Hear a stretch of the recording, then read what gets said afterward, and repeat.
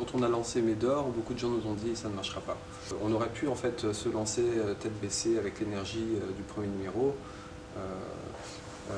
et on aurait fait 2 numéros et on aurait arrêté après. Et donc le fait d'avoir réfléchi au cadre, d'avoir vraiment réfléchi à la pérennité du projet, je pense que c'est vraiment un plus. Ça s'est passé en différents moments. D'abord, effectivement, au moment, enfin juste après les réflexions de ces 19 fondateurs sur tiens, on a envie d'un média différent, ce sera quoi? Et du coup, le fait que Médor a germé en tant qu'idée, les fondateurs ont commencé ce qu'ils ont appelé à l'époque des Médorware, c'est-à-dire comme les soirées Tupperware, mais autour d'un média, où l'idée était de présenter à des potentiels lecteurs le produit, de voir comment ils pouvaient réagir aux propositions et du coup d'alimenter les idées par l'apport des potentiels lecteurs et puis de les fidéliser aussi. C'est pour ça que Médor a pu se lancer il y a 1 an et demi maintenant avec déjà des abonnés, avec déjà des lecteurs fidélisés. Et puis depuis le lancement du numéro 1, à chaque fois qu'il y a un numéro qui sort, on fait une soirée parce qu'on veut être en contact avec eux, avec ses lecteurs.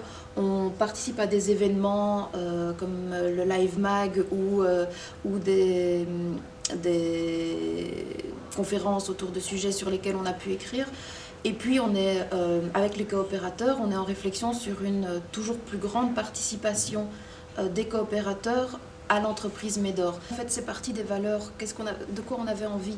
Et quand on pense à un média indépendant, on le pense indépendant au niveau financier.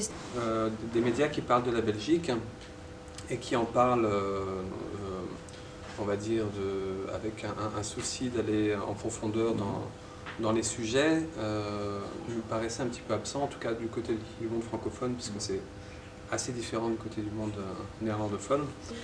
De la grande enquête à la petite enquête, en passant par le récit, l'interview, le portrait, le portfolio photo ou l'enquête en BD, on a essayé aussi de multiplier ça.